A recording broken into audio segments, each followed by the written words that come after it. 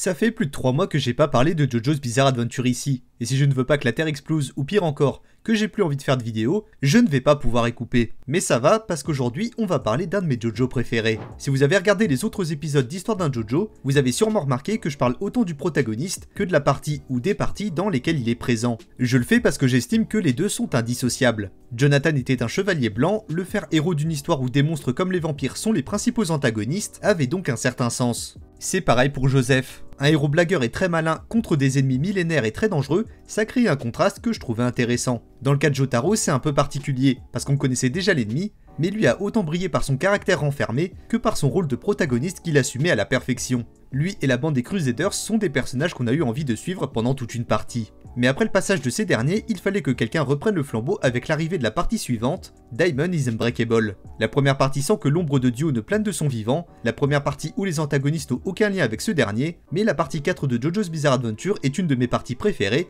et il y a beaucoup de raisons à ça. Chacune d'entre elles dégage une atmosphère particulière, et celle qui nous intéresse ressemble à un polar, soupçonné d'un petit peu de paranormal. La menace est celle d'un tueur en série avec une manie un peu particulière, et notre héros est un adolescent assez normal pour les standards de la série. Qui plus est, cette partie permet à Araki de présenter des stands, et par extension des mises en scène toujours plus excentriques. Il s'est encore plus lâché que dans Stardust Crusader, et c'est honnêtement toujours plus plaisant à découvrir. Enfin, après le final épique de la partie 3, je trouve que l'ambiance ici est un peu plus légère. Le danger est évidemment toujours présent, mais je trouve qu'on respire un peu plus et ça fait du bien. Diamond is Unbreakable nous présente le personnage de Josuke, le fils illégitime de Joseph Joestar qui est né environ quelques mois avant le début des événements de Stardust Crusader. Il n'a jamais connu son père, mais ça ne l'a pas empêché de porter sans qu'il le sache les valeurs de la famille Joestar. Avant que la vidéo ne commence, je vous invite à vous abonner à la chaîne si vous aimez les vidéos que je produis toutes les semaines. Mon premier objectif pour l'année 2024, c'est les 2000 abonnés et j'espère qu'on les atteindra rapidement. Vous pouvez aussi liker et commenter la vidéo, c'est la façon la plus efficace de soutenir mon travail parce que ça me booste dans l'algo de YouTube. Et dernier rappel, je le fais dans tous les épisodes de cette série mais ça me semble nécessaire, je ne vais spoiler que ce qui se passe dans la partie 4 et les parties d'avant. Donc pour profiter au maximum de cette analyse, je vous conseille très vivement d'être à ce point de l'histoire. Voilà, on a fait tout le nécessaire, on peut enfin commencer à parler du JoJo le plus instable au niveau de son caractère et du plus excentrique au niveau de sa coupe de cheveux, Josuke Higashikata. Josuke est le 4ème JoJo de la trame principale. Il apparaît pour la première fois dans le premier chapitre de la partie Diamond is Unbreakable, sorti le 4 novembre 1992. Au niveau de la chronologie, il fera sa dernière apparition lors du dernier tome de la partie 4, publié le 4 mars 1996, et le 30 novembre 2016 chez nous. Mais il existe un spin-off dans lequel Josuke est le personnage principal. Depuis 2021, il existe un manga dérivé qui s'appelle Crazy D Demonic Heartbreak, qui se passe quelques années avant la partie 4. Elle regroupe des personnages qu'on connaît déjà, notamment Josuke et All Horse, mais aussi une fille qui veut découvrir ce qui est réellement arrivé à son cousin, un certain Kakyoin. C'est un spin-off que je trouve très intéressant pour l'instant, je vous le recommande vivement et pour la petite anecdote, le jour de la sortie de cette vidéo, le tome 3 sort dans quelques jours au Japon. Je ferai peut-être une vidéo sur les spin-offs de JoJo's Bizarre Adventure, n'hésitez pas à me dire si ça vous intéresse en commentaire. Mais revenons-en à Diamond is Unbreakable. Comme je l'ai dit dans l'introduction, c'est une partie où j'ai eu l'impression de pouvoir respirer un peu plus, et je pense qu'il y a une raison à ça. Cette partie se veut comme la plus personnelle pour Araki. Déjà c'est la première qui se passe exclusivement au Japon,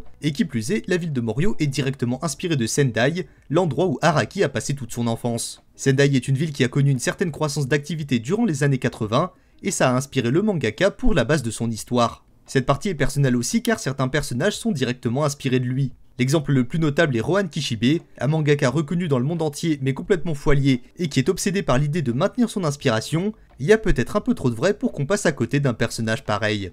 Et enfin, le nom des stands qui sont donnés. Dans Stardust Crusader, ils viennent du tarot et de la mythologie égyptienne. Mais dans Diamond is Unbreakable, ce sont des noms de groupes de rock. Depuis l'anime et ses endings, qui pour l'anecdote viennent directement de la playlist personnelle d'Araki, le monde entier connaît les goûts de ce dernier en termes de musique. Ce n'est donc pas compliqué de comprendre qu'il a voulu insérer un peu plus de choses qu'il aimait dans son travail.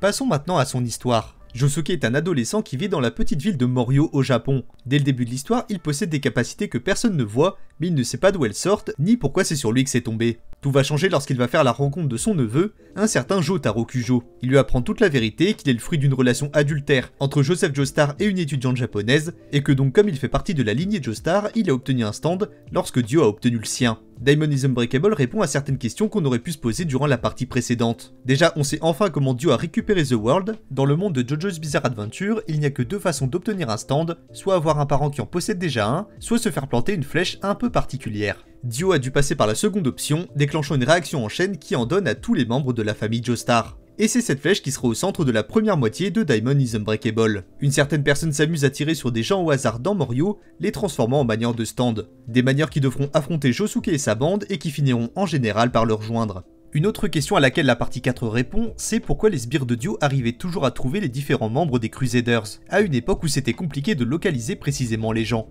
On y apprend que les manières de stand sont toujours attirées les uns par les autres. Est-ce que ça sert à justifier une potentielle facilité scénaristique? Peut-être.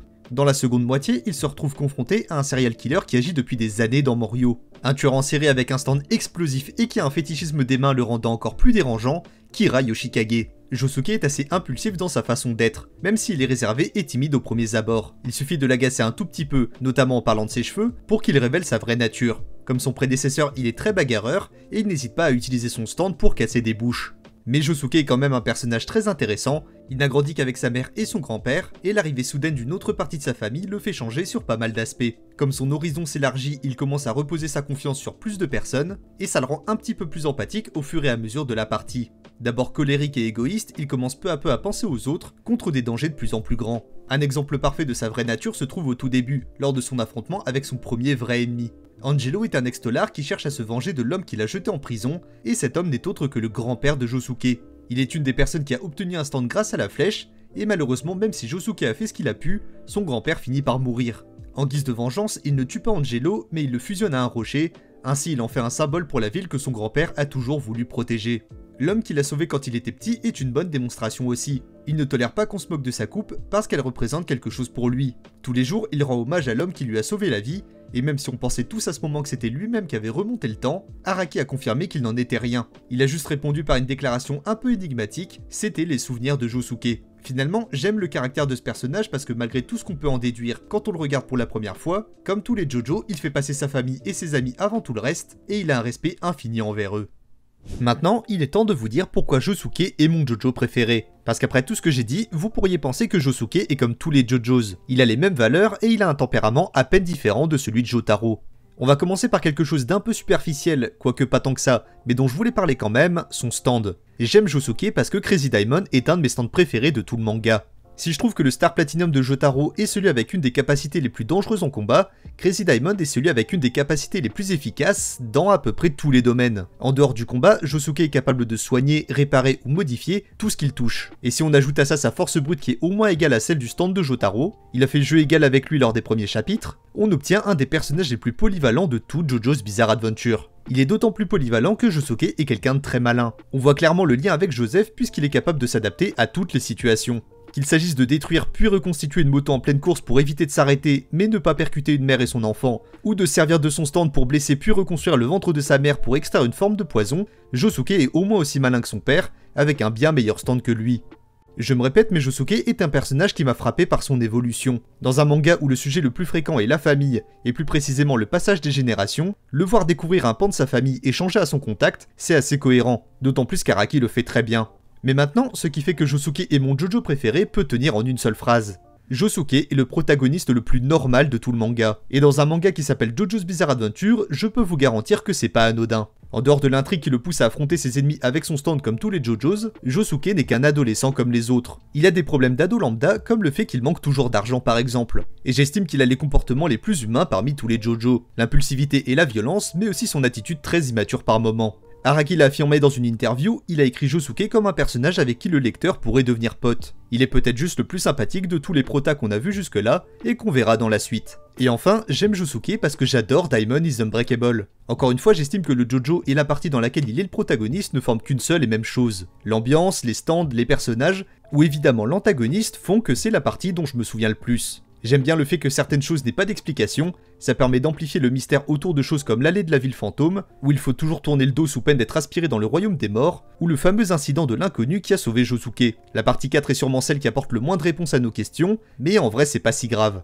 Kira Yoshikage est aussi une raison du succès de Diamond is Unbreakable. On sent vraiment qu'Araki avait envie depuis longtemps de raconter une histoire de tueur en série quand on voit la psychologie du personnage. J'en ai déjà parlé dans une précédente vidéo, mais non seulement cet antagoniste n'a aucun lien avec Dio, mais en plus son but final est l'exact opposé. Dio était intéressé par l'idée de créer un univers à son image, c'est un grand mégalomane, mais Kira Yoshikage veut juste vivre tranquille. Son seul désir c'est de continuer à faire ce qu'il fait sans être inquiété, quitte à se débarrasser des témoins à chaque fois. C'est un antagoniste intéressant, d'autant plus que lui et Josuke représentent deux faces d'une même pièce. Killer Queen détruit tout ce qu'il touche, là où Crazy Diamond répare. Il agit seul, là où Josuke est toujours avec sa bande. C'est un postulat qui est intéressant, et puis ça peut faire un peu écho à Stardust Crusader, où cette fois-ci les deux adversaires avaient chacun une équipe, et Jotaro et Dio avaient exactement le même pouvoir. Et enfin, Kira est malveillant par pur égoïsme, là où Josuke est animé par un désir de justice et de protection des gens qui lui sont chers. La fin du tueur en série est à l'image de tout le reste, aussi mystérieuse que terrifiante. Il se fait aspirer dans la fameuse ruelle fantôme, et personne ne sait ce qu'il est devenu, sauf ceux qui ont lu un certain spin-off. J'espère que je ne suis vraiment pas le seul à avoir Diamond is Unbreakable en top 1 des parties de JoJo's Bizarre Adventure, parce que je pense que c'est vraiment la partie et Josuke le JoJo les plus sous-estimés.